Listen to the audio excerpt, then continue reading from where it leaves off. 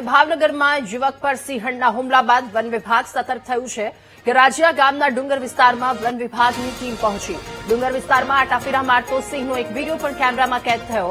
4 સિંહ ડુંગર વિસ્તારમાં અવારનવાર દેખાતા હોવાનો લોકોએ દાવો કર્યો છે.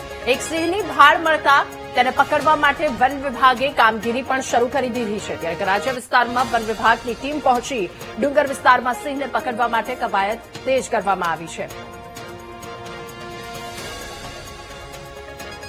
વધુ માહિતી મેળવીશું. સંવાદદાતા કિશન આપણી સાથે ફોનલાઈન પર જોડાયા છે.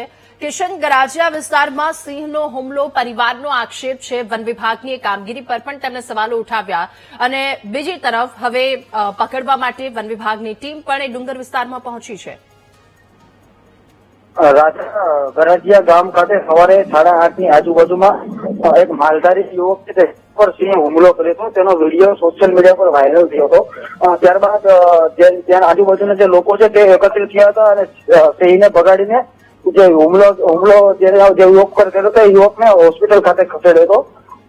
ગામ લોકો કહી રહ્યા છે કે વારંવાર આવી રીતે સિંહ આટાફેરા મારતા હોય છે, પણ આ જે હુમલો કર્યો છે તે પ્રથમવાર કર્યો છે. અને જે વિડીયો વાયરલ થયો છે તેને લઈને જે વન વિભાગની જે ટીમ છે તે હરકતમાં આવી છે અને સિંહને ગોતવાની કામગીરી ચાલુ કરી છે. વાત કરીએ તો 4 જેટલા સિંહો છે ત્યાં વિસ્તારની અંદર આટાફેરા મારતા હોય છે તેઓ ગામ લોકો કહી રહ્યા છે.